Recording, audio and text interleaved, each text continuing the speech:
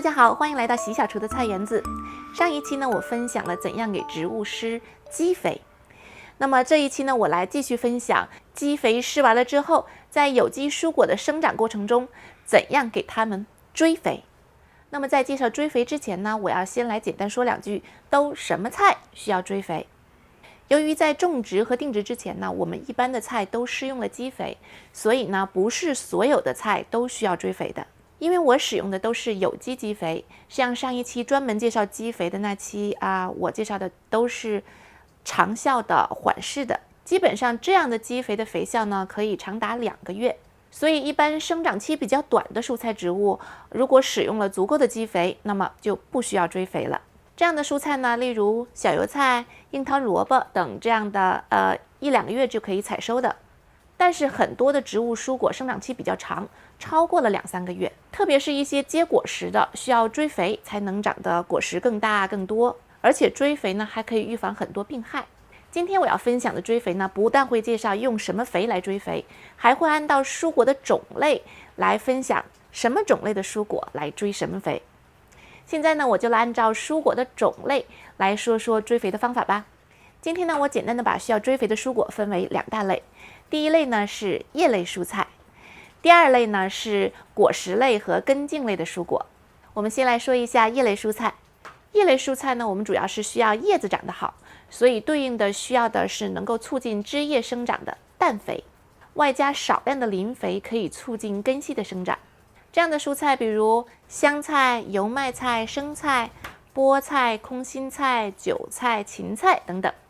这些菜呢，都是可以在它适应的季节里可以剪叶子吃，叶子剪掉后呢，还会继续发出新叶子，可以持续采收几个月甚至更久的。所以可以在基肥施好之后种下去2个月左右，或者是采收第一批叶子之后开始追肥。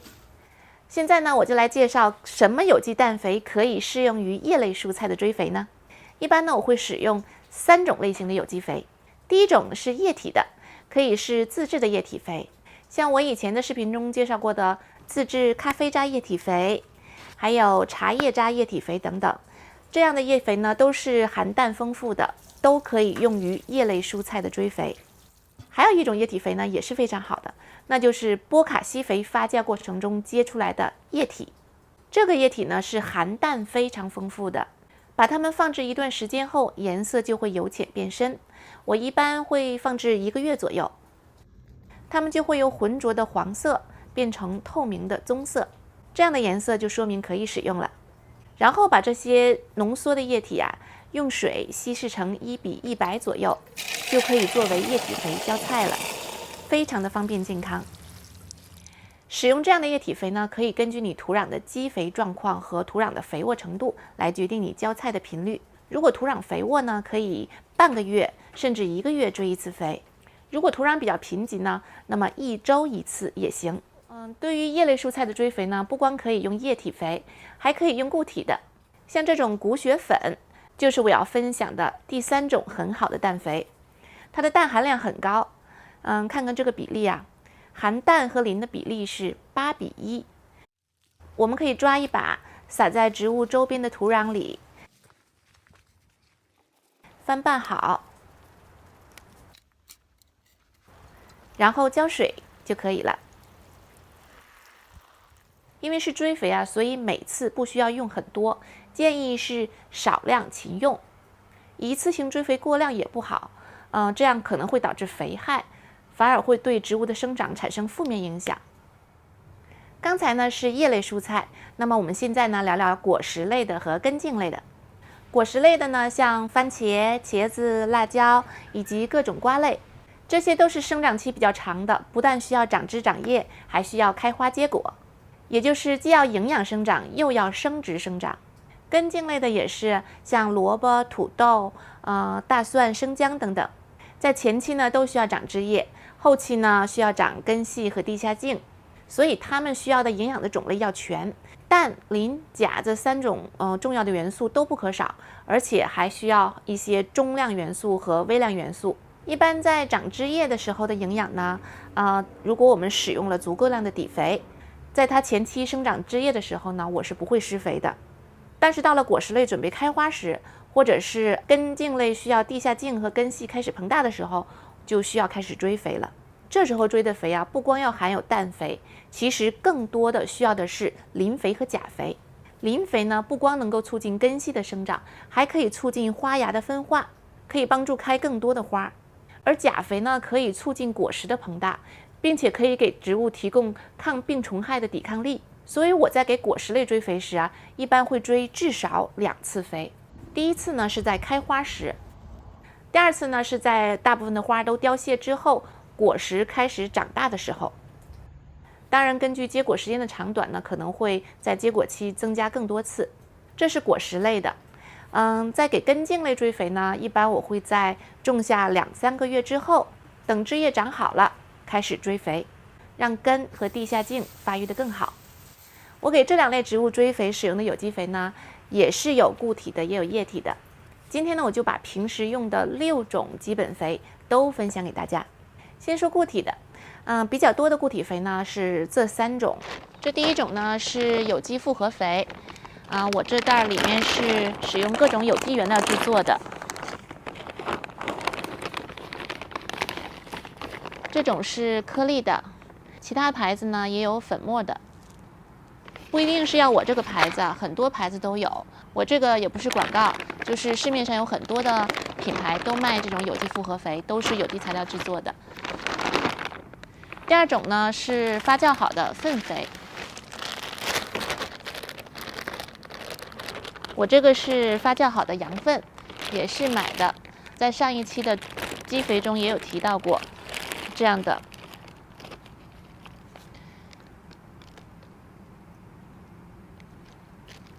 再还有一种呢就是堆肥，堆肥呢我有自己做的，也有购买的。这3种有机肥呢，在上一期介绍基肥的时候，我都介绍过。对的，就是基肥中使用的，在果实类和根茎类的追肥当中也可以再次使用。而且这些肥效都是很全面的，可以满足整个生长期的营养，肥力呢也比较持久。像这样一般追1次肥可以持续1个月之久。还有不少园艺爱好者和我一样，喜欢平时用厨余，像香蕉皮啊、蛋壳啊，自己做一些有机肥料，这个也是可以用于追肥的，每次也不用多，1点就够了。如果是大棵的植物呢，或者是在30厘米这样的花盆中呢，每次就1小把就够了，撒在植物周围，跟土壤翻拌一下，然后浇点水就可以了。咱们再来说说另外的3种，是液体肥。用液体肥追肥和固体肥不一样的就是，液体肥比较容易的、更快的被植物吸收，所以见效更快一些。但是由于液体肥被稀释了，含量比较少，肥力呢没有固体肥那么持久，所以使用液体肥的话，要提高使用频率，一般每周就可以使用1次。我用的液体肥呢，也是有自己做的，像淘米水肥，它含有的成分很丰富，特别是含有钾肥，所以也是很不错的给蔬果类施肥的液体肥。另外还有一种液体肥也是非常简单，并且肥效全面的。这种做起来超级简单，就是这种刚才说的购买的固体或者是颗粒状的有机复合肥，然后我取一些，大概我会取这些，我这个小舀子大约是400-500毫升吧，不到半升，然后我舀半舀，放在桶中。这个大概是9升或10升的桶，给这个桶加上水，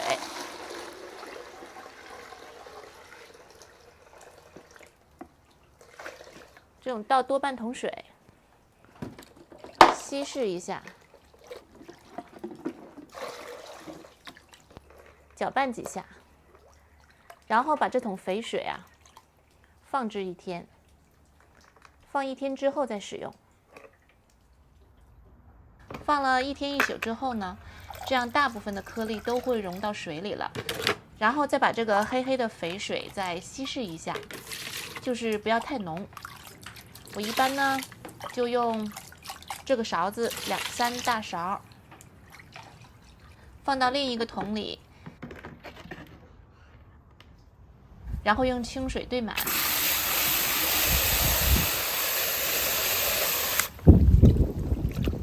看颜色就行，不要太黑，一般是棕色的这样的就可以了。